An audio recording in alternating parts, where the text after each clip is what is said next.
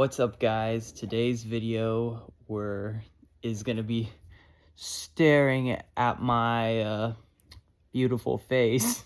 No, that's a joke. If y'all read the title, y'all know what we're doing today. A new segment on this channel: movie reviews. And I was trying to figure out where I'd want to start for this one, and I decided to go with something that I've seen multiple times and know everything from the moment I saw it in theaters back when I was 13. That movie is one of the few I still have on physical media. Yesterday. Now, if y'all are expecting a spoiler-free review, and if y'all haven't watched it, y'all can click on someone else's review. The movie's been out for like 7 years now. It came out summer 2019, obviously. So it's been out for a while. So if you haven't watched already, go and watch it and then click on this review. Stars Himesh Patel, I think that's his name. Lily James, Joel Fry, Kate McKinnon, and Ed Sheeran.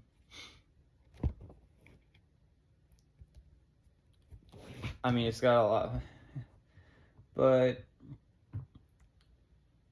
basically it's the story of this up-and-coming singer-songwriter who gets hit by a bus, falls off his bicycle, and wakes up in a world where the Beatles don't exist. Yeah. And I'm pretty sure this is what boosted him. This is what elevated Himesh Patel's career, because he was in The Odyssey, Christopher Nolan's The Odyssey recently. I don't know how popular he is. Kate McKinnon, I know she did Saturday Night Live for a little while and has been in a few movies. I guess she is an A-lister. I have the soundtrack on vinyl. I should probably spin that at some point. But Himesh Patel's singing voice in this is pretty good. He definitely delivers his own spin on the songs. I don't know if he's actually playing the guitar and keyboard like he does in the film, or if he's just miming to someone else's. Like, it's perfect so he starts off working he lives in Gorleston. Wait, I forget what part of England he's from. Gorleston comes later, I guess.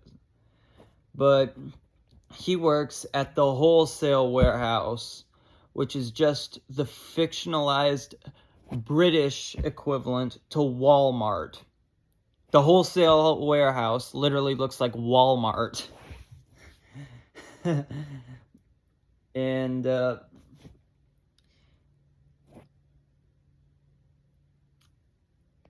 Ellie Appleton, portrayed by Lily James, is his roadie and manager who drives him around in her Mini Cooper, right? And I forgot to mention the main protagonist's name is Jack Malik. So basically, he looks up.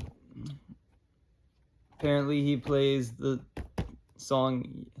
So after he got his unfortunate bicycle accident, his friends give him some gifts.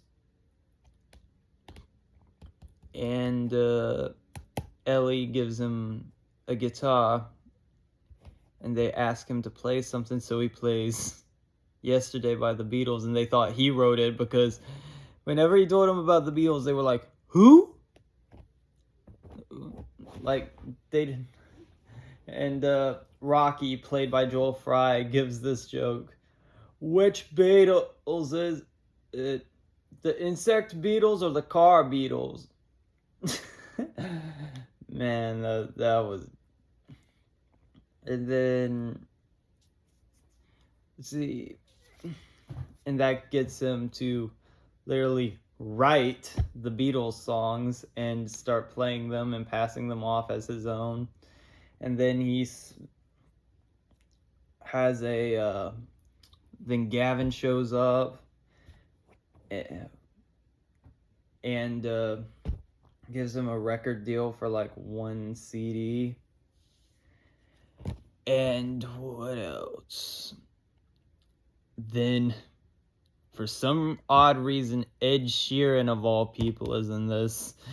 And he discovers it, and he offers him a slot as the support act, which us Americans refer to as the opening act of his concert tour, or specifically the show in Moscow.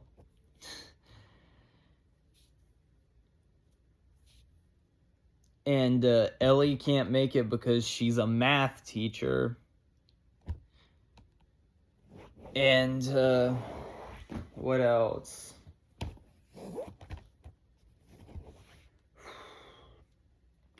In Moscow, he performs back in the USSR, and then there's this part where the after party backstage where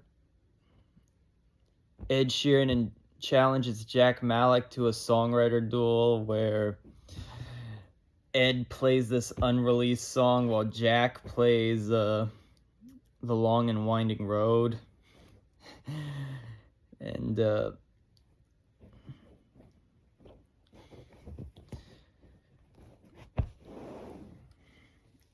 Ed concedes to Jack Malek because apparently Jack Malek's the better songwriter. And then Ed's agent, Deborah, played by Kate McKinnon, approaches him for a deal. Oh wait, before that, Ed makes a pretty dirty joke. Like, it's but it was so funny, but I'm not gonna spoil most of it. But the climax ends with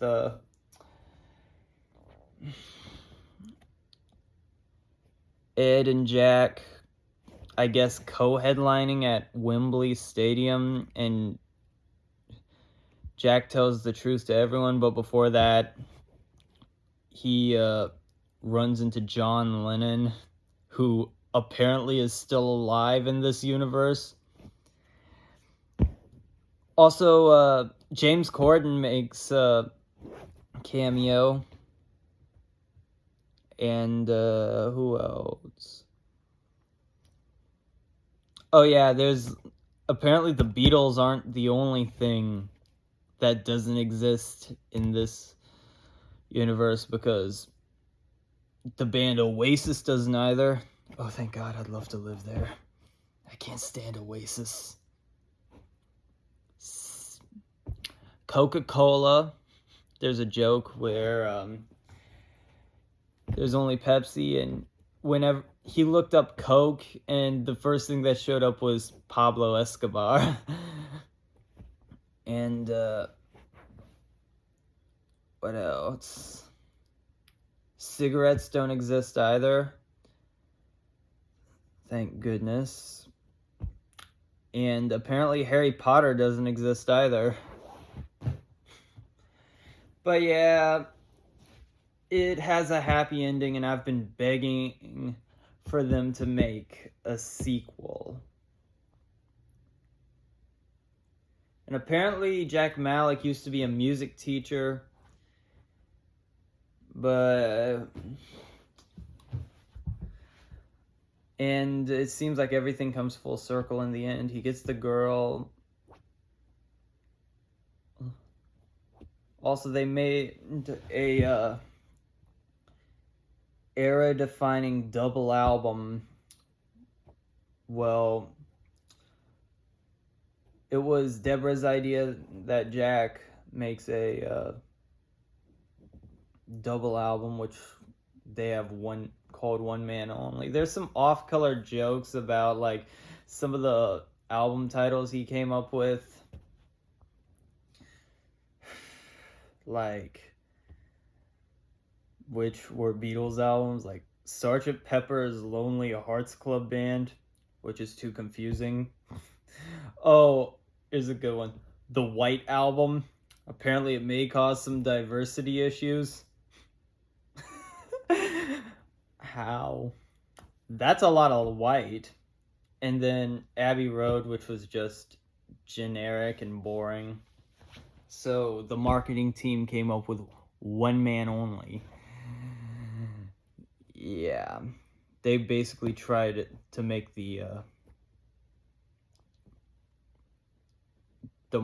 make him a marketing machine. Also the part where he plays a very punk version of, oh, sorry about that, I'm gonna leave that in. A punk version of Help.